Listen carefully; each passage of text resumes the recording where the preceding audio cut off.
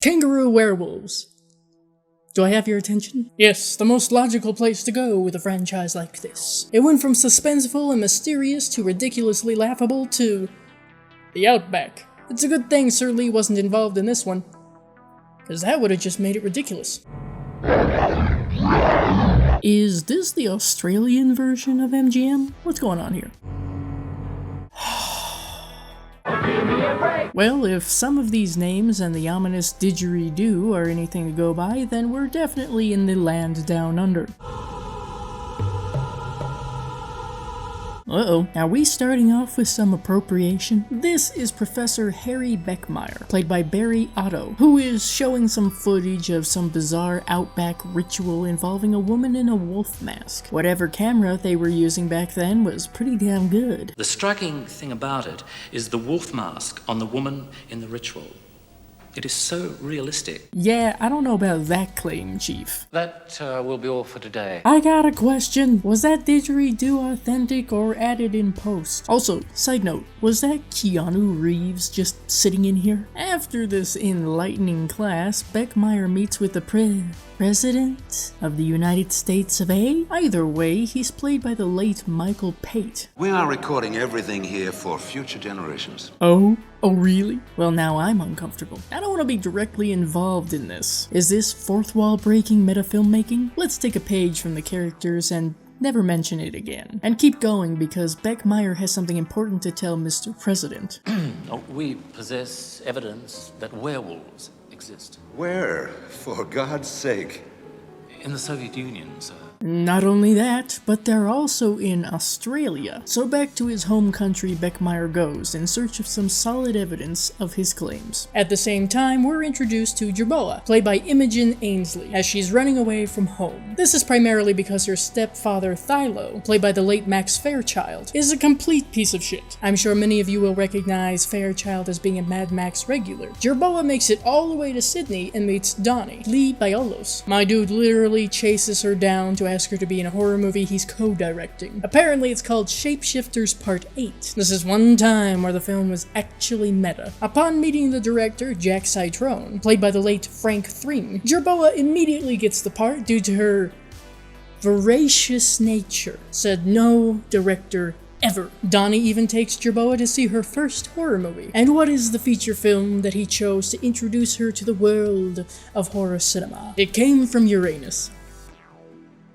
Yeah, that checks out. It does have on-par acting and special effects with the rest of the actual film. After this 5-star theater experience, Donnie and Jerboa return to his apartment to have sex. And all I have to say in regards to that is, for the sake of his health, and any woman he brings over, Donnie, get a fucking air conditioner. People are drowning in the puddle of their own sweat. I will give Donnie points for being extraordinarily chill about his new girlfriend having fur, and a peculiar scar along her abdomen. Maybe that's not a good thing. Another day of filming and there's a party to attend. Problem is, apparently strobing lights have a negative effect on werewolves. This causes Jerboa to make a hasty exit, and well, it's never really explained what happened, but the long and short of it is she ends up in the hospital. This is where Professor Sharp, played by Ralph Cotterill, calls Beckmeyer in to have a look at, as he puts it, Jerboa's extraordinary anatomy. Nah, that's creepy no matter how it's said. Turns out, Jerboa is perfectly fine despite being hit by a car. Apparently. And she's pregnant. Oh yeah, did I mention the werewolf nuns? Because werewolf nuns. Alright, so they're not actually nuns, but rather members of the pack Jerboa ran away from. Does this count as nunsploitation? Now, apparently there's a third plot to this story. A subplot, if you will, involving Olga, played by Dagmar Blahova. She's a Russian ballerina who miscalculated whether or not she was good to rehearse tonight. Jesus. Don't you hate it when that happens? This lands Olga in the laboratory where Beckmeyer and Sharp find out that it does in fact take more than some straps to restrain a werewolf. So they head to the town that Jerboa had mentioned to Donnie called Flo. Fuck off. Jeez. G'day. Want to put a shrimp on the barbie? I'm not even Australian, and even I've had it up to here. This is Candy, played by the late Burnham. If you're not getting enough plot whiplash yet, then let me just fill you in real quick. Jerboa gives birth, and Olga meets up with Thylo, because it was previously foretold that they're supposed to be mates. And now the military is getting involved. General Forster, played by the late John Ewing, and his soldiers essentially want to commit mass genocide. Beckmeyer argues that they're nearly extinct already. But you know how the army is. Whichever army this happens to be. Jerboa meets up with Donnie and introduces him to their kid, who has done a good deal of growing since the last time we saw him, and still looks like a novice sculptor's interpretation of a hairless dog. Jerboa and Donnie head into the bush in order not to be spotted by the soldiers. Thylo, Olga, and the rest of the pack, however, are spotted. Upon being captured, Thylo and Olga agree to allow Beckmeyer to use hypnosis to gain a better understanding of werewolves. This at least clarifies a bit about what causes them to transform, and how such a species came to exist, sort of. In Thylo's own words, he and his people came from the spirit of one of the last Tasmanian tigers, being transferred to them. It's about as easy to grasp as it is to say out loud, let me tell you. So why are they a dying species? Well, that's because a long time ago, the Pope himself proclaimed them to be a satanic manifestation, and that they should be eradicated. That's a good enough reason for the military to carry this out. Beckmeyer isn't on board with this idea, so he breaks Thylo and Olga out. At least this provides us with a car chase? As Jerboa and Donnie make their way through the outback, Kendi has a warning for them. Last night, a phantom came to me in my dream. It was Moonin. He was angry and said he was going to kill people. Now, since Donnie isn't up on marsupial lore, or much of anything else, Jerboa explains. He's a spirit. We believe he created us. He once was a man who loved a beautiful wolf. They had children, half wolf and half human. Us. This totally doesn't conflict with what Thylo told Beckmeyer, or raise loads of red flags for the ASPCA. But speaking of the Phantom... Change me!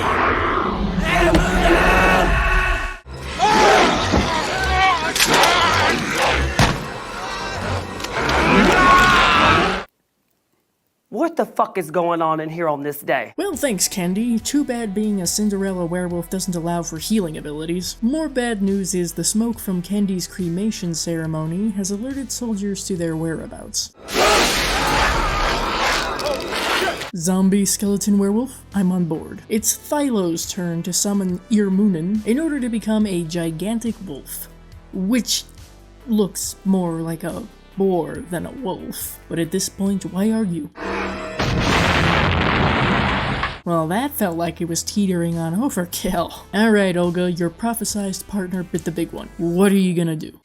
I think I love you. Move on without an ounce of guilt or hesitation. You know what? Good for you. So Beckmeyer and Olga start a family of their own, and they, along with Jerboa and Donnie, live off the grid for some number of years. At some point, though, Donnie and Jerboa make the decision to return to civilization with their son. Even further down the line, Sharp pays Beckmeyer, Olga, and their kids a visit. How did he find them? Who knows? How many years in total have passed? Who knows? Sharp, explain. When the Pope came out and said that lycanthropes weren't the devil's work and that we were all God's children, he declared an amnesty. The President endorsed it. Aha! I understand everything now. I guess that means that Beckmeyer can go back to teaching, and Donnie and Jerboa can live as a successful director and actress under their aliases. Oh yeah, and their son Zach, played by Andreas Boyanas, introduces or reintroduces himself to Beckmeyer. Yeah, it's very heartfelt and shit. How are there 7 minutes left? Remember the rest of Jerboa's tribe? You know, the 3 that were left to rot in cages by the rest of the characters? Yeah, they survived, just in case you were concerned about that. Is there a doctor in the house? Yes, that was the late Dame Edna, by the way. No, I don't know why she was here. And with that, the credits roll. For whatever reason, watching Howling 3 this time around, I actually enjoyed it a little bit more. I'd even say I liked it more than Howling 2, but that's a pretty low bar. If you can look past a lot of things, and I mean a lot of things, there's a good message here, and it's one that still holds true today. This was one of the first and possibly only installment of the franchise to put the werewolves in a sympathetic and positive light. Is that a pro? I'll let you decide. The soundtrack is catchy. I had actually put Holy Word by I'm Talking on my horror movie music playlist after my first viewing of the movie. This is neither a pro nor a con, but I imagine for many it would be a pro. But I just want to point out that the bands that provided a good chunk of the music for the Howling III are known as Burt Reynolds' Chest. Let that sink in. The humor here is hit or miss for me. It's honestly not bad, just a bit confusing perhaps. There are images and special effects that, for better or worse, do stick with you. They're iconic in their own right, and get passed around by some horror fans. So I guess it gets some points for being memorable. Mora clearly has a very interesting way of telling stories. Maybe not good, but interesting. At least it's a serviceable, cheesy 80s horror movie. I'm not gonna lie. I had such a hard time following the movie the first time I watched it. It was a bit easier the second time around. The special effects are not good. Like, really not good. The irony here being the fact that they were making fun of B-horror movies with bad special effects earlier, and proceeded to showcase the very same effects. The acting of everyone is questionable at best, and over the top at worst. Is it absolutely atrocious? No. After a certain point, it really feels like the movie drags on and on. Anytime your movie feels like a chore to get through, that's not a good sign. A large majority of the kills are done off-screen. As a matter of fact, there are quite a few important elements of the plot that we only know about because of exposition, given to us through dialogue. Though we do see some of the kills, I could not tell you one that stood out to me. With all that being said, I'm giving Howling III, The Marsupials, 3.5 out of 10 bloody thumbs up. I've heard that this is one of the sequels in the Howling franchise that's often overlooked, or forgotten because of the Howling's importance in the horror genre. And the Howling 2's... All in all, it's still a pretty entertaining film for a majority of its runtime. I do think it could have been shorter, and definitely could have been clearer to understand. It's a trip, takes a different approach to werewolves, and has its fans. I am simply not one. It was trying. It does have heart, and was trying to tell a compelling and engaging story. It missed several marks, but I have to give some credit for this. I would recommend Howling III, The Marsupials to werewolf fanatics, Ozploitation fans, fans of bad 80s horror movies, and anyone who, for some reason, likes their actors absolutely drenched in sweat. See you later. If you're looking for more Howling, check out my reviews of the rest of the franchise. Thank you to my patrons Michael Museo, The Horror Show, Bronson Wright Wolf, Diana Moe, Sean Sheridan, and Raiders AK for supporting the channel.